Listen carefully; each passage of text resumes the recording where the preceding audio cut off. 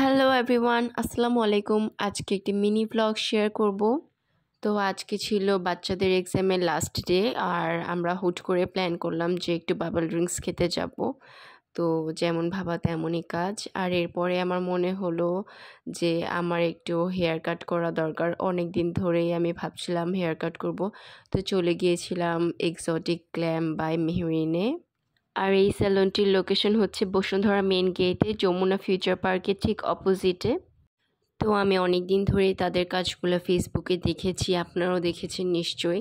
তো আমার কাছে খুবই ভালো লাগতো, তো আমি তাদের কাছে ভেবেছিলাম সার্ভিসটা নিব। আমি অলরেডি কথা বলেও রেখেছিলাম। আর আমি সকাল সকাল গিয়েছিলাম, তেমন বেশি একটা রাশও ছিল না। তো এইখানে দেখতেই পাচ্ছেন অলরেডি কিন্তু তারা আমার হেয়ার কাট করা শুরু করে দিয়েছে। স্যালনটা আমার কাছে খুবই ভালো লাগলো, আর স্টাফদের বিহেভিয়ারও খুবই ভালো।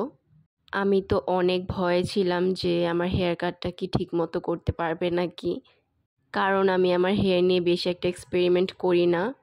তো এইবার যেহেতু শর্ট করে ফেলছিলাম, তো খুবই ভয় লাগছিল। আর আমি অনেক নার্ভাসও ছিলাম, আবার অনেক এক্সাইটেডও ছিলাম যে নিউ একটা লুক আসবে। আর আমার হেয়ার কাট কিন্তু শেষ, এখন ব্লো ড্রাই করা হচ্ছিল, চুলটা সেট করা হচ্ছিল। আর এটা হচ্ছে ব্যাক সাইড থেকে লুকটা অনেকখানি ছোট করে ফেলেছি।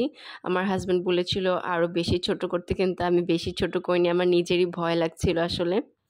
আর এই তো টাডা, এই হচ্ছে আমার ফাইনাল লুক। আমার কাছে কিন্তু আমার হেয়ার কাটটা অনেক বেশি ভালো লেগেছে। আমি এই পিকচারটা সাইডে দিয়ে দিব, যে আমি কোন হেয়ার কাটটা চেয়েছিলাম তারা একদম এক্স্যাক্টলি ওরকমই করে দিয়েছে।